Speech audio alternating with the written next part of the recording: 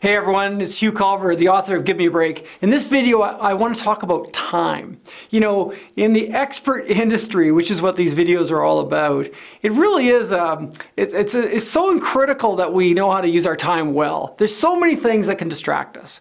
You know, you could get up and have this great idea in terms of what you're going to get done that day, and as soon as you check your email, you're off on some tangent about some need that somebody has, and the next thing you know, you're filling in this proposal. Meanwhile, there's this work from yesterday that you haven't completed, and then you're rushing by the end of the day to get out the door, and suddenly time is out of control. And what I've discovered is that as soon as I get a handle on my time, all sorts of other magic happens. But I can't do it by just, working harder. And I think it all comes down to the difference between trying to be efficient and trying to be effective. So efficiency is all about doing it faster in the same amount of time. It's kind of like the Henry Ford Model T factory. So I've got all this stuff to do, and gosh darn it, I'm just going to work harder, work longer, work faster. But effective is all about, well, what is it that I should be doing, and what is it that I just don't have time for? And if I am going to be doing these things, how do I get them done in the most effective way? Which may mean that I need to learn how to do them in a more effective way. I may need to get help in how I do them. I may need to create a checklist. I may need to create a better system. So efficiency or effectiveness. In efficiency, you will get a lot done. There's no question. Like you can plow through a lot of work, but you're going to be burned out. You're probably going to be missing the most important work because you're so caught up in the minutiae and all the little details. Effective is where we actually move things forward. And sometimes I find that when I just simply get my eye on how can I be more effective, suddenly all sorts of magic happens. Well, how do I do that? Well, I'm going to show you a very simple system that allows you to be more effective every day. And what's great about this system is it also helps you to keep your eye on your long-term target. In previous videos I've talked about how important it is that we have goals and that it creates this amazing tension that we need from where I am to where I want to get to. Well, how is it that I keep my eye on those long-term goals, when I have all this other stuff that I have to get done? So this system is so simple that I think you could apply it almost immediately. And what's really great about it is that not only does it keep your eye on the long-term projects, but it also helps you to manage all of the little details that come your way. So suddenly you'll move from being efficient to being effective just by simply installing the system. So I'll show you how it works, and I'm going to give you some insights in terms of how I use it. All right. I call it plan like a pilot. And really this system came to me when I was talking to one of my pilots when I owned a company taking people to the South Pole, of all places. And I asked this pilot, how do you fly in Antarctica? Like, how do you navigate? Because, if you know anything about Antarctica, you know that there are no navigational aids. Even compasses don't work very well. And this fellow said, the pilot said, well, to be honest with you, over half the time we're off course. Which is really similar to how a lot of people behave in their office. You've got this idea of all these things you want to get done, but then stuff distracts you. Someone drops in, there's a phone call, there's an email, you get looking at some website somewhere, and suddenly you're distracted. Well, what's curious to me is that a pilot, even though they get distracted, always reaches their destination. So why is it when you get distracted, you don't always reach your destination, and then you end up taking work home, or you feel frustrated, or you are late with projects or proposals or opportunities? Well, what a pilot does is when they get distracted is they return to a plan. They don't return to a to-do list, they return to a plan. So let me explain to you what kind of a plan you should have so that you can actually plan like a pilot. First thing that has to happen is you need to have a discipline on Fridays. Let's be honest.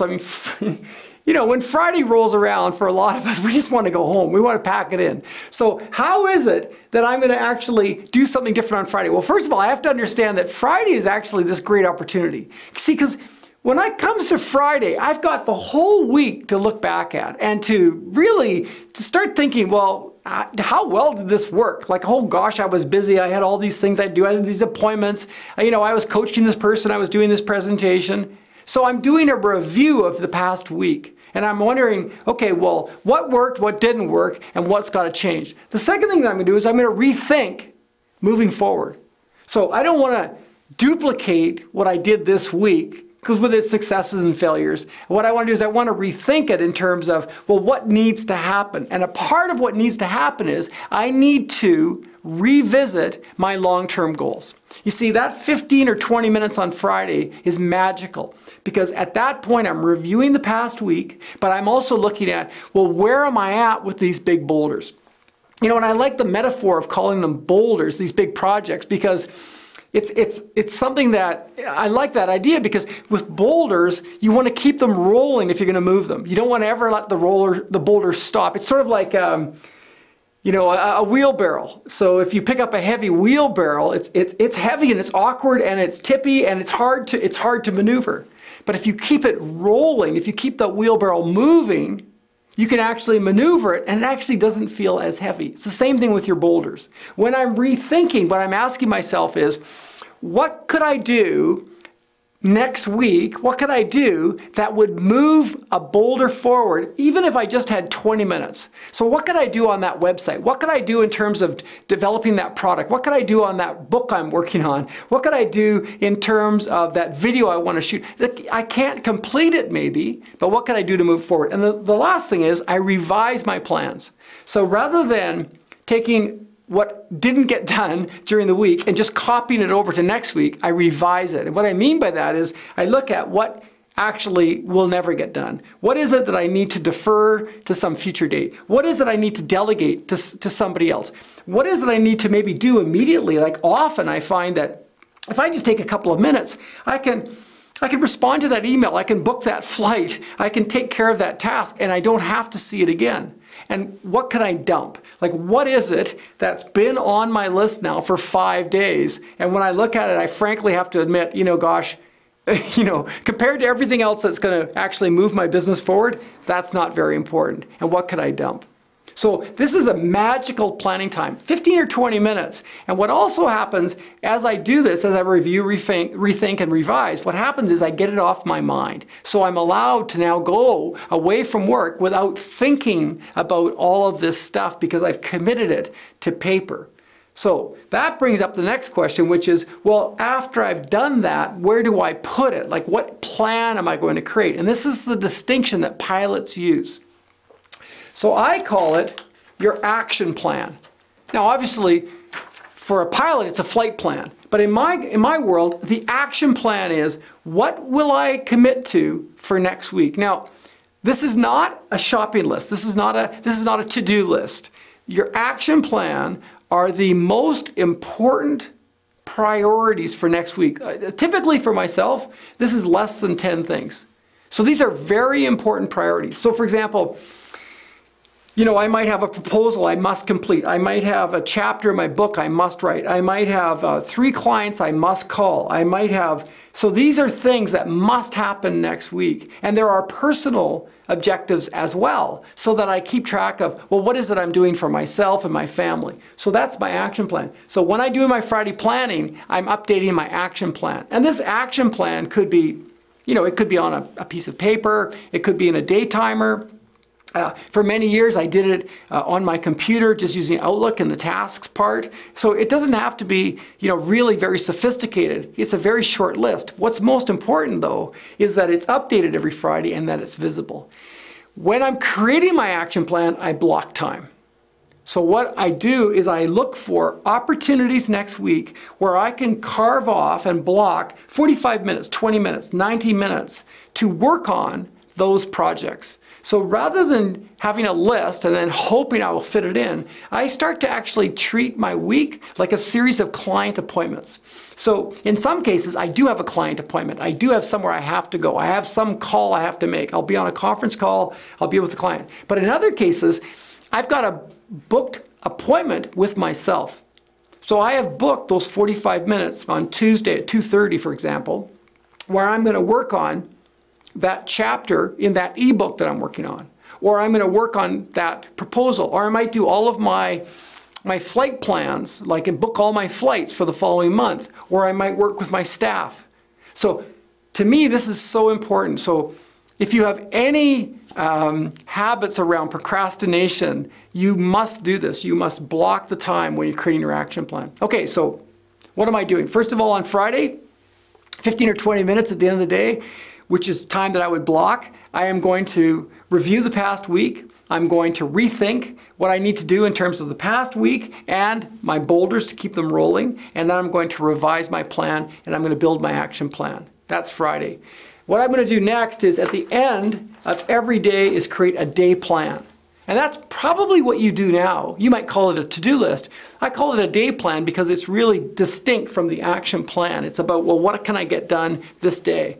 And what I find is really important with the day plan when I create it is that it's realistic.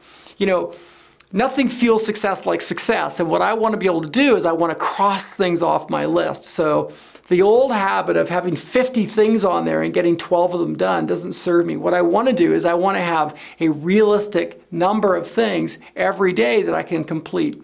And then I identify which ones are the priorities. Now, one habit that's going to really serve you well is to design your day plan so you're doing the hardest 50% of the work in the first 90 minutes of the day.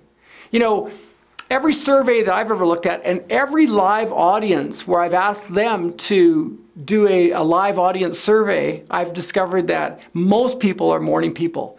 Most people have the best energy in the morning. You know, they're the most optimistic, they're the most forward-thinking, they're the most resilient, they're the most able to have difficult conversations, they're most able to work on complicated proposals, they're most able to do creative writing. So it just simply makes sense that, you know, when you're designing your day plan, you design it so that the first 90 minutes, whether that's from, you know, 8:30 to 10 or 9 to 10:30, whatever it is, the first 90 minutes, you're doing all of that work that you might typically procrastinate about and put off. So you get it done, you feel fantastic, and you're rocking for the rest of the day. Now what might have to happen though is you're going to have to change some of your other habits. You may have to change your habit around email and how much time you spend on email. You may have to change your habit around planning to make sure that the plan is created, the day plan is created the day before you arrive. So that when you arrive, you are up to speed. You might spend 10 or 15 minutes, you look at your most critical email, and then you are off and running, and you are working for the next 90 minutes on the hardest work in the morning. So this is what I call the plan like a pilot system. Now let me tell you about how this works. Every live audience seminar that I have conducted, and I have instructed people on how to use this plan like a pilot system. And you're getting kind of like an overview here, but really this is the heart of it. Every live audience that's worked with it has seen improvements. We've done comparative studies where we've done pre-seminar surveys and then 2 weeks later surveyed people again. And people are seeing as much as an hour of time improvement in a day. What that means is an hour back to them of time because they are more effective with their time. So this is plan like a pilot. Now there's one other element I want to share with you. Because you see, as good as this is in terms of getting you oriented towards what's critical today and what do I need to look at long term, there's another aspect of time management that I think is really critical to look at, and that is your mornings. You know, if there's one change that I am most proud of, it's how I've changed how I spend the minutes in my mornings. It used to be that I was so frustrated. You know, the morning would just disappear. I would get up too late. I would be too rushed. I would have too much to do, and I would get very little of what I planned on getting done completed because I just didn't really think it through. I didn't think through, well, how much time do I really have? How much do I want to spend, you know, with the family and the kids? How much time do I need for myself? And I would leave the home frustrated. It's not the way I want to start the day. So what I want to share with you now is what I call jumpstart your day. And jumpstart your day is just my name for having a system for the morning. So if you've got, you know, if you could relate to this, if you have any frustrations around your morning routine in terms of, you know, getting things done and having time for yourself, I really encourage you to look at this. So what I mean by jumpstart your day is have a system so that every morning you are guaranteed that you're going to have a successful day when you go to work. You know, nothing is going to prepare you better than that morning hours, those morning minutes to getting ready for your day. So here's some of the things I would encourage you to look at. First of all, you should plan the night before. You know, if you wake up in the morning and you start thinking about what you want to get done, you already are going to have problems because That's not the time to be planning what you want to get done. So the night before, you create an AM plan, a morning plan, and then in the morning you stick to it. Now, what may have to happen as well is you may need to go to bed earlier. So a lot of the people that I work with to help them to improve their morning routines, their morning systems, they admit that they stay up too late. So this isn't going to work if you stay up late at night and then try and cram everything into the morning in those few hours you've got left, or the few minutes you've got left. So what you may need to do is go to bed earlier, get up earlier, and then have a plan that you made the night before. The second thing I encourage everybody to do is to right away, as soon as you wake up, get hydrated. You know, we are mostly dehydrated all the time. So the body the body has 6 liters of water. It needs to be constantly replenished, and most of us are being dehydrated during the night. So the first thing to do in the morning to jumpstart your day is to drink a big glass of water. Right away, that's going to rehydrate you. And if you drink teas and coffees, those are diuretics, so it just simply makes sense that you want to hydrate yourself. The second thing is you should have any kind of creative work that you want to get done, you should do it first thing in the morning before you come to work. So for example, if you are, if you want to do creative writing, if you want to do any kind of work on something that's going to really be a planning, long-term planning, where you really want to have your mind in a really creative space and uncluttered and not worried about what's going on for the day, then plan to do that first thing in the morning. So for me, I never check my email in the morning. It's just a habit I've developed is I never check my email, because as soon as I check my email, I'm distracted. I'm starting to think about other things that have to get done. But what I do is I always plan for the first hour of my day to be creative writing. So any kind of writing that I know will be difficult at another time of the day. So working on proposals, program outlines, marketing materials, blogs, reports, ebooks, books, all of that gets done in the first hour in the morning. The next thing that I do is I go and I do stuff for the family. So if you have a family you live with, then you want to make sure you have time dedicated for them. And so my old way of doing it was, that was the last thing I was spending time on because I was so hurried and rushed. But now I make sure that I'm involved with helping to get the family out the door, helping to get the kids ready, having breakfast with the kids. But I also have to have time for fitness. So how do I do that? Well, you've got to actually make sure there's enough minutes. So I want to have at least 30 to 45 minutes of fitness every morning. So I've got to have that plan that I made the night before and have time for my fitness. So to me, that's so important for having the energy for the day. For you, that might just be going for a brisk walk or getting on your bike or the treadmill or even just some aerobic exercises that you can do in your basement, but something that's going to get your heart rate up, that's going to get the blood flowing, and it's going to wake you up for the day. I believe also if you're going to jumpstart your day, you should be really very particular around what you read, what you listen to, and what you watch. You know, there's this peculiar habit that a lot of people have where they give a lot of their time to the news. And every study that's ever been done has shown that there's at least 10 times negative content in the news, any newscast, whether it's on TV or the radio or it's on the internet. There's 10 times as much negative content as there is for positive content. So my question is, why would you want to start your day? Why would you want to jumpstart your day by listening and reading about what's wrong with the world? The reality is that people will let you know. The reality is that you can look at specific things, like if you're interested in sports or politics or finance, well then I would say seek out that or have that set up on your internet browser so that that comes to you directly, but try to ignore any other kind of news. And I really believe that if you've got any kind of a commute, you commute to work every day, whether that's by bus or by rapid transit or in your car, that you should stay off the news and choose what you listen to. So download free podcasts or have a book that you're working your way through or do some creative writing while you're doing that. The last thing is to create your intention. So we've talked about create your plan the night before. Start your morning with hydration, have time for fitness and creative writing, have time for family time, stay off the news, and the last thing is to create your intention. What do I mean by that? Well, I believe that if you're going to be highly successful during the day, you need to premeditate how you want your day to finish. All athletes have a clear picture of how they want the competition to complete. They aren't focused on what can go wrong. They're focused on how they want to feel and how it's going to look and how they're going to experience their success at the end of the competition. When I prepare to get up on stage for a keynote presentation, I'm feeling those normal butterflies and I'm starting to think about all the things that could go wrong, immediately I stop and I think about how I want it to end, like how I envision this experience wrapping up. And suddenly what happens is I start looking forward to that happening, and I start to notice things that make that happen. So I believe that whether you have a home office and you're going to walk down the hall and go into your home office, or you work in an office building, before you walk in through that door, you should create your intention in terms of how you want the day to end. So for example, you might say, wow, I see all sorts of things getting crossed off my list. I see my action plan moving forward. I see people saying yes to me. I see clients nodding their head and thanking me. I see this fantastic piece of writing that I got completed. I see myself taking breaks for the first time in a long time and actually feeling good about my day. I see myself, smiling and feeling happy during the day. It's amazing. It's so simple, but it's amazing how something as simple as premeditating how you want the day to unfold and end will make a difference to all of your success. So there you have it.